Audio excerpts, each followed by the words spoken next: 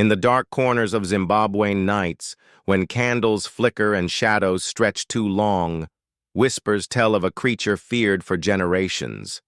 It is small, twisted, and cunning. They call it the Tokoloshe. The Tokoloshe is no ordinary spirit. Born from envy and summoned through witchcraft, it is said to be an invisible terror, a dwarf-like being that crawls from shadows to torment its victims. By day, it hides in silence. By night, it scratches under beds, steals breath from sleepers, and feeds on fear. To protect themselves, families raise their beds on bricks, for the Tokoloshe is short and cannot climb high. Some wear charms given by sangomas, others sprinkle ashes or herbs to keep it away. But still, stories spread of glowing red eyes in the dark, of laughter in empty rooms, of bruises left by unseen hands. The Tokoloshe does not come by chance. It is sent, summoned by jealousy, fueled by hatred, unleashed to punish, torment, or kill. To this day, it remains one of Africa's most chilling mysteries, a reminder that evil can be small, but its shadow is endless. Before the first rooster crowed, before the light of dawn touched the hills of Zimbabwe, there was a silence, the kind of silence that does not comfort, but unsettles. That was the night Nomsa first heard the scratching under her son's bed. Nomsa lived in a quiet township, a modest woman raising her little boy, Cabello. Their home was simple, a few rooms, a small kitchen, a bed propped up on bricks like her grandmother once taught her. They said the bricks kept away dark things, but some darknesses are not so easily blocked. Cabello was only 9 years old, yet his eyes already carried fear older than him.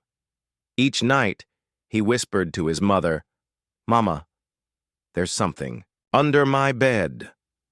At first, she laughed softly, brushing his hair. But laughter faded when she saw his trembling hands, when she noticed the missing food from her kitchen, when she woke with strange scratches on her legs. The neighbors whispered of it, the Tokoloshe, a small, twisted creature of shadow, sent by jealous hearts and dark hands. Some said it was only a story told to children. But Nomsa knew. No story left bruises on your body. No tale stole food from your shelves. The nights grew heavier. The dog refused to enter the house, barking furiously at shadows. Candles blew out without wind. And sometimes, when the room was still, a pair of glowing red eyes watched from beneath Cabello's bed. Desperate, Nomsa went to the sangoma, the village healer. His hut smelled of smoke and herbs, his voice heavy, with warning. "The Tokoloshe does not walk on its own," he said. "It is sent. Someone envies you. Someone wishes you harm." He gave her charms, herbs to burn, and prayers to whisper. And that night, Nomsa prepared her home like a fortress. She sprinkled the herbs, held the charm close, and prayed aloud as Cabello wept. At midnight it came. The Tokoloshe. A small, grotesque figure, red eyes blazing, crawling up the side of Cabello's bed. It reached for the boy with its sharp nails, grinning with teeth too many to count. But Nomsa stood firm. She clutched her charm, her voice rising with prayer. The room shook, smoke swirled, and the creature shrieked, dissolving into shadow. Morning came. On the ground outside, Nomsa found twisted footprints in the dust. Not human, not animal, something in between. And by the fence, she caught her, neighbors scattering powder at her doorway, eyes full of guilt and envy. The Tokoloshe was gone, but not destroyed. The sangoma's final words echoed in her heart. The Tokoloshe never dies.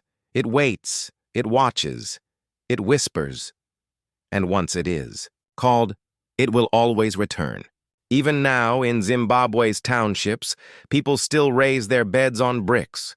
Some laugh at the old ways, some call it superstition, but those who have seen the red eyes in the dark never laugh again. And tonight, when the candles flicker, when the dog growls at nothing, listen closely, for you may just hear it too, the scratching under your bed.